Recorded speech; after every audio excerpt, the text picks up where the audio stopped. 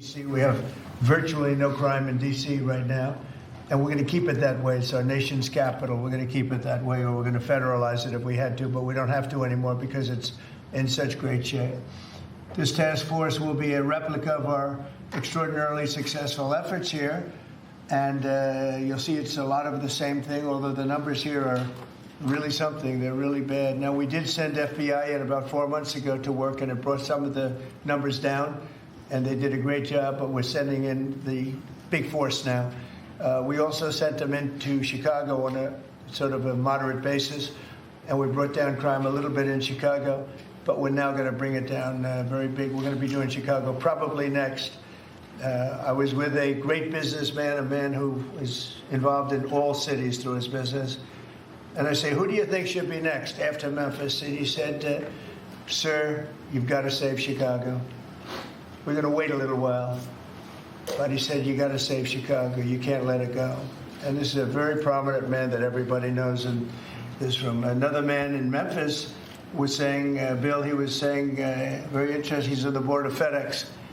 And his hotel is about a block away. And he said, when I walked there, I said, you know, I don't want to do this again. I never want to do it again. And they won't let me walk there. They take them in armored vehicles. They take the board members of FedEx in armored vehicles like a block away to the hotel. This shouldn't be the U.S. This shouldn't be the United States of America. The task force will be a replica, as I said, and it's going to be, I think, equally successful. This is a tremendous success we've had in Washington, I can tell you, and everyone knows it. And people in the White House that work here and other people that I know are calling me and thanking me.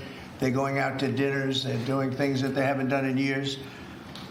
The effort will include the National Guard as well as the FBI, ATF, DEA, ICE, Homeland Security investigations, and the U.S. Marshals, and more along the prosecutors. We're going to have DOJ led by U.S. Attorney for the Western District of Tennessee, who is here or not here?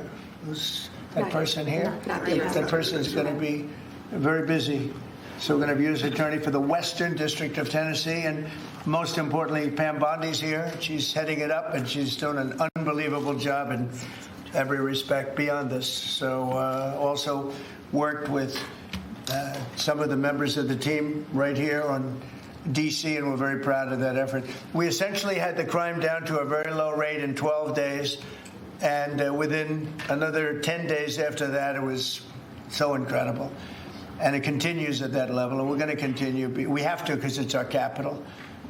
This team will deploy the full powers of federal law enforcement agencies and enforcement generally to restore public safety and get dangerous career criminals off of our streets. We're going to get them off.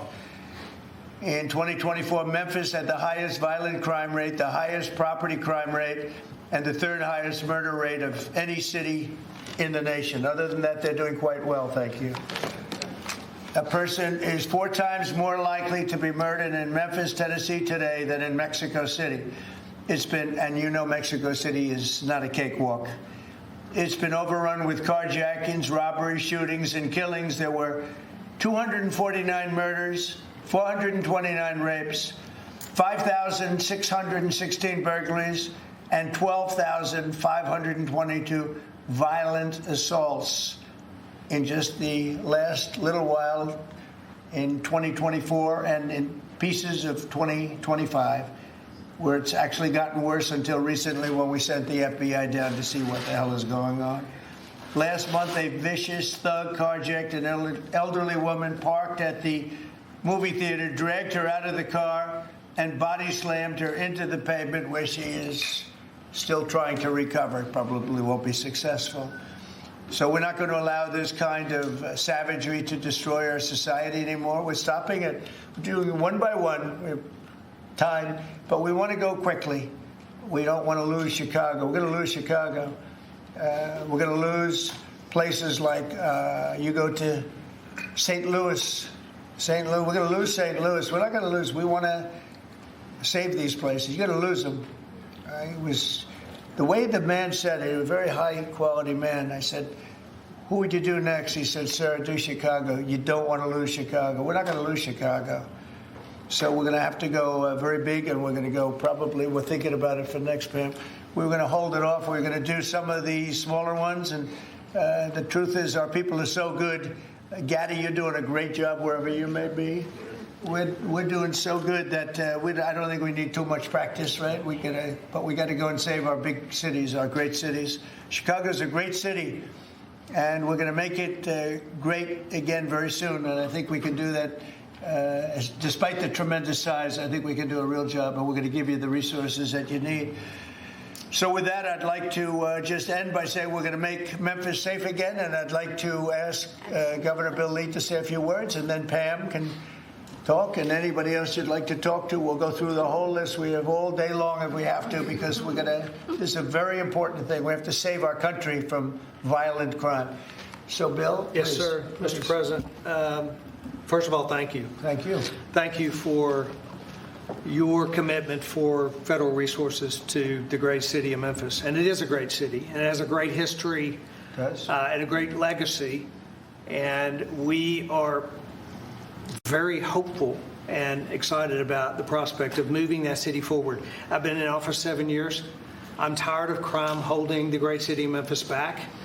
And I have spoken today with the director of the U.S. Marshals, with the director of the FBI, with General Bondi. We realize that this effort of multi-agencies that will combine the work of the Tennessee Highway Patrol and the local police departments, when we come together, we can make significant change in our city and the city of Memphis, and that is a powerfully important thing for the state of Tennessee, and I want to say thank you. This will be your proudest moment when we see you in 4 or 5 weeks, maybe sooner. You're going to see numbers that will drop and plummet like you haven't, just like we did in D.C. They plummeted. Nobody could even believe it. And they're going to plummet. It'll be one of your really proud moments, and you've done a good job too. But this will be maybe your proudest moment. Thank you, sir. Okay? And the director, as the director said, the goal is sustained. Right. Got to keep it. Sustained crime lowering, and that with this effort, I believe we can get there. We can finally get there for that city. Yep, we're going to have it sustained a long time. And your people are going to get better and better, and your police force has been terrific. They're working with us very much, as you know. We started it, as I said, on a little basis, and we got it down quite a bit, but now we go in for the big march, okay? And Director Patel and his team have done remarkable work so far. As you know, the numbers are great, and this will be one more step in the right direction for Memphis. That's true. Thank you. He's done a very good job. Thank you very much. Pam, please. President Trump, at your directive, we went in, as you all know, to D.C. and took over the city of D.C., working hand in hand with Metro Transit Authority. All of the agencies represented here today got over 2,000 violent offenders, got over 200 guns off the streets of D.C., and D.C. is safe again.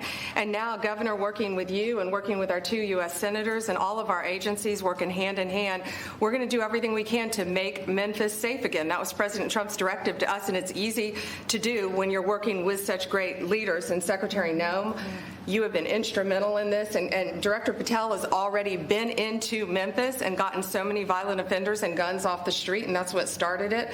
And working Stephen and Deputy Attorney General Todd Blanche, thank you. We've all been going nonstop, working hand in hand together, and Gaddy Seralta, Terry Cole, and Director Driscoll of ATF wearing 2 hats, and Pete Hegseth with the National Guard, all working hand in hand and being out there for a month. You can't tell who's with what agency but for the T-shirt they're wearing, because everyone's working hand in hand, and that's why we've been so successful. We're going to do that in Memphis, and we're going to get crime off the streets.